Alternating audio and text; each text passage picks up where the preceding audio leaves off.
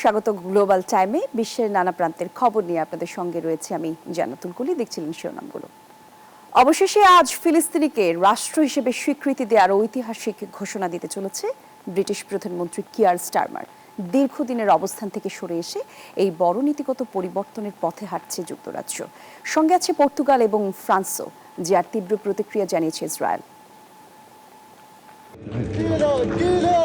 এভাবেই একদিকে আকাশ থেকে ঝরছে ইসরায়েলি উচ্ছেদের লিফলেট, অন্যদিকে ধ্বংসস্তূপের নিচে চাপা পড়ছে বেঁচে থাকার আকুতি। গাজার এই অসহনীয় পরিস্থিতি এবার বদলে দিচ্ছে পশ্চিমা বিশ্বের দীর্ঘদিনের কূটনীতি। শেষ পর্যন্ত ফিলিস্তিনকে আনুষ্ঠানিকভাবে স্বীকৃতির ঘোষণা দিতে যাচ্ছেন ব্রিটিশ প্রধানমন্ত্রী কিয়ার স্টারমার। শুধু ব্রিটেন নয়, একই পথে হাঁটছে ইউরোপের আরও দুই প্রভাবশালী দেশ। পর্তুগাল ও ফ্রান্সও ফিলিস্তিনকে স্বীকৃতি দেবে। তবে পশ্চিমের এই বিবেকের জাগরণকে সন্ত্রাসবাদের পুরস্কার বলে আগেই তীব্র নিন্দা জানিয়েছে ইসরায়েল। এর মাঝেই গাজায় ইসরায়েলি হামলা আরও তীব্র হয়েছে। 24 ঘন্টায় হত্যা করা হয়েছে আরও প্রায় 100 ফিলিস্তিনি। এই গণহত্যা বন্ধ এবং ইসরায়েলের সঙ্গে সম্পর্ক ছিন্ন করার দাবিতে শনিবার উত্তাল হয়ে উঠেছে গ্রিসের রাজপথ। বিক্ষোভ হয়েছে কানাডাতেও, আর ইসরায়েলে টানা আন্দোলন করে চলেছে শত শত মানুষ। নিবির আমিন, নিউজ 24। ইসরায়েল আনুষ্ঠানিকভাবে ক্ষমা না চাইলে গাজা শান্তি আলোচনার মাধ্যমে শান্তি আলোচনার মধ্যস্থতায় ফিরবে না, এমনটা বলছে কাতার। দোহায় যুক্তরাষ্ট্রের পররাষ্ট্রমন্ত্রী মার্কো রুবিওর সঙ্গে এক বৈঠকে এই দাবি উত্থাপন করেন কাতারের আমির Sheikh Tamim bin Hamad Al Thani. বিষয়টি নিয়ে রুবিওর সঙ্গে ইসরায়েলের প্রধানমন্ত্রী বেনিয়ামিন নেতানিয়াহুর মার্কিন দূত স্টিভ উইটকফের আলোচনা হয়েছে। জানা গেছে, কাতার ইসরায়েলের কাছ থেকে এমন এক ধরনের ক্ষমা প্রার্থনা মেনে নিতে পারে যেখানে শুধু নিহত কাতারের নিরাপত্তা কর্মকর্তাকে কেন্দ্র করে দুঃখ প্রকাশ থাকবে। তার পরিবারকে ক্ষতিপূরণ দেওয়ার পাশাপাশি ভবিষ্যতে কাতারের সার্বভৌমত্ব লঙ্ঘন না করার প্রতিশ্রুতিও থাকবে।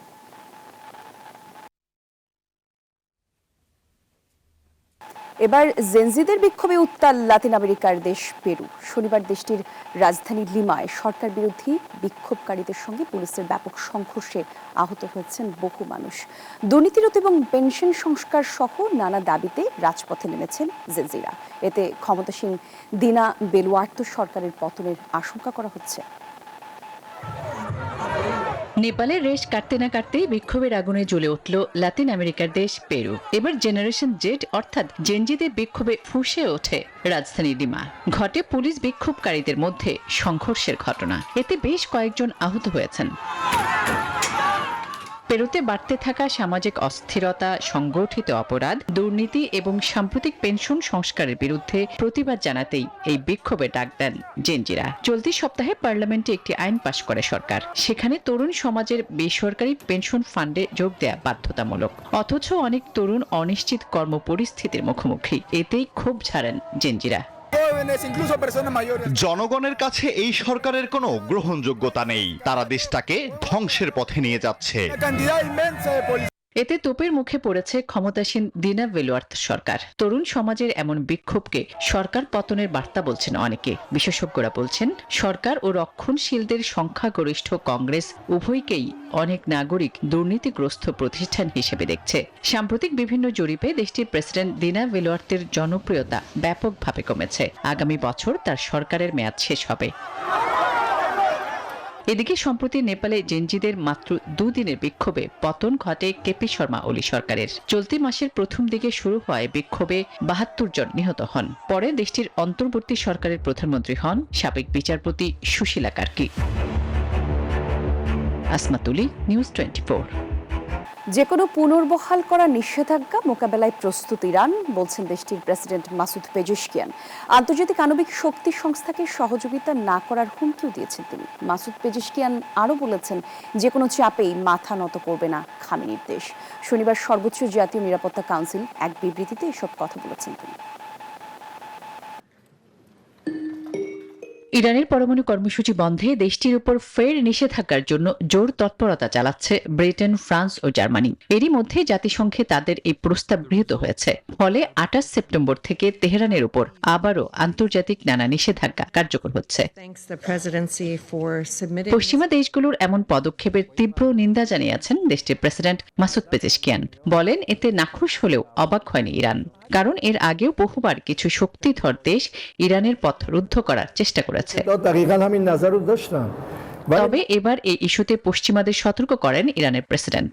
বলেন, জাতিসংঘের নিষেধাজ্ঞা পুনর্বহাল হলে হাত গুটিয়ে বসে থাকবে না তেহরান। আন্তর্জাতিক আণবিক শক্তি সংস্থা IAEA কে আর কোনো সহযোগিতা করবে না তারা। তিনি আরো বলেন, এই সিদ্ধান্ত শুধু পারমাণবিক চুক্তির দরজা বন্ধ করবে না, আঞ্চলিক স্থিতিশীলতাকেও ঝুঁকির মধ্যে ফেলবে। আসমা তুলি, নিউজ 24। আফগানিস্তান যদি যুক্তরাষ্ট্রকে বাগরাম বিমান ঘাঁটির পূর্ণ নিয়ন্ত্রণ ফিরিয়ে না দেয় তবে ভয়াবহ পরিণতি ভোগ করতে হবে। শনিবার এমন এক হুঁশিয়ারি দিয়েছেন মার্কিন প্রেসিডেন্ট ডোনাল্ড ট্রাম্প। নিজের ট্রুথ সোশ্যালে দেয়া এক পোস্টে এই সতর্কবার্তা দিয়েছেন তিনি। পোস্টে তিনি লিখেছেন, বাগরাম এয়ারবেস যারা তৈরি করেছে, আফগানিস্তান যদি সেই দেশের হাতে তা ফিরিয়ে না দেয় তাহলে খারাপ কিছু ঘটবে। মার্কিন প্রেসিডেন্টকে সাফ জানিয়েছেন ওই বিমান ঘাঁটি শিগগিরই চায় যুক্তরাষ্ট্র, নয়তো আফগানিস্তানের পরিণতি সবাই দেখতে পারবে। জবাবে আফগানিস্তানের 1 ইঞ্চি মাটি নিয়েও কোনো চুক্তি সম্ভাবনা নয়, এমন কথা ট্রাম্প প্রশাসনকে জানিয়েছে তালেবান সরকার। 2001 সালের 11 সেপ্টেম্বর হামলার পর বাগরাম ছিল আফগানিস্তানের মার্কিন সেনাদের প্রধান ঘাঁটি। 2021 সালে মার্কিন সেনা প্রত্যাহারের পর এই ঘাঁটি দখল নেয় তালেবান।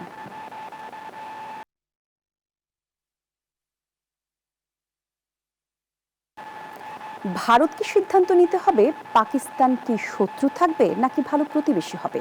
শনিবার এমন মন্তব্য করেছেন পাকিস্তানের প্রধানমন্ত্রী শাহবাজ শরীফ। এমন তথ্য জানিয়ে জিও নিউজ বলেছে, পাকিস্তান এবং ভারত প্রতিবেশী, আর তাই সহাবস্থান ছাড়া তাদের কোনো বিকল্প নেই।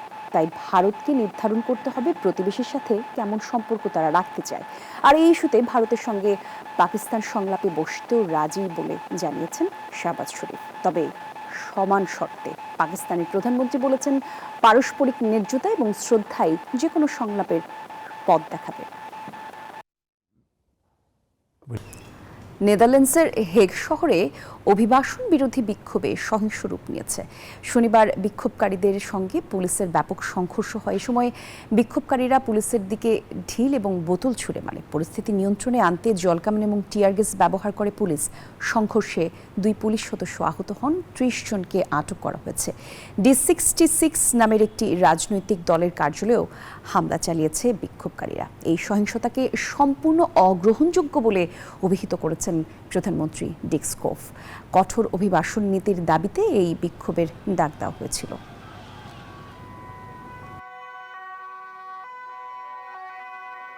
দক্ষ বিদেশি কর্মীদের H-1B ভিসার ফি বাড়িয়ে $1 লাখ করার নির্বাহী আদেশ স্বাক্ষর করেছেন মার্কিন প্রেসিডেন্ট ডোনাল্ড ট্রাম্প, যা গত 21 সেপ্টেম্বর থেকে কার্যকর হবে। আর ট্রাম্প প্রশাসন জানিয়েছে, এই বিপুল অঙ্কের ফি একেবারেই দিতে হবে এবং শুধু নতুন আবেদনকারীদের জন্য এই সিদ্ধান্ত। আর এই সিদ্ধান্ত গুগল, অ্যামাজনের মতো বড় কোম্পানির পাশাপাশি সবচেয়ে বেশি চিন্তিত পড়েছে ভারত। বিশেষজ্ঞরা মনে করছেন, এই পদক্ষেপে মার্কিন প্রযুক্তি খাত পিছিয়ে পড়তে পারে এবং ছোট ব্যবসাগুলো মারাত্মকভাবে ক্ষতিগ্রস্ত হওয়ার সম্ভাবনা রয়েছে। উত্তর বেলজিয়ামের স্যালিটয়ের খামারে গ্রীষ্মের শেষে ছাঁটাই করা হচ্ছে অদ্ভুত আকৃতির সব গাছ। 150 হেক্টরের এই খামারে থাকা কয়েক দশকের পুরনো গাছগুলোকে গত 10 বছর ধরে শৈল্পিকভাবে তৈরি করা হয়েছে। এসব জীবন্ত শিল্পকর্মের এক একটির দাম ছাড়িয়েছে 10,000 ইউরো। রূপকথার রাজ্যের মতো দেখতে এই গাছগুলোর স্থপতি থেকে শুরু করে চলচ্চিত্র নির্মাতাদেরও আকর্ষণের কেন্দ্রবিন্দুতে পরিণত হয়েছে। উত্তর বেলজিয়ামের সলিটেয়ার খামারে গেলেই মনে হবে যেন কোনো শিল্পীর সাজানো বাগান। এখানকার পাইন, ম্যাগনোলিয়ার মতো বহু পুরনো গাছকে গত 1 দশক ধরে ছেটে রূপ দেয়া হয়েছে জীবন্ত শিল্পকর্মে। অদ্ভুত সব প্যাঁচানো আর জাদুর কাঠের মতো দেখতে এসব গাছ এখন আকর্ষণের কেন্দ্রে। রূপকথার সিনেমার সেটিং কিংবা শৌখিন বাগানের জন্য স্থপতি থেকে চলচ্চিত্র নির্মাতা সবারই নজর কাড়ে এই শৈল্পিক গাছগুলো। বছরের পর বছর ধরে যত্ন আর নিপুণ কারিগরির কারণেই এদের এক একটির দাম ছাড়িয়েছে 10,000 ইউরো। সৃজনশীলতা আর ধৈর্যের এমন মেলবন্ধন সত্যি প্রশংসার যোগ্য। Desk report, news 24। দর্শক, নিউজ 24 গ্লোবাল টাইম শেষ করব, তবে যাবার আগে শিরোনাম আবারও।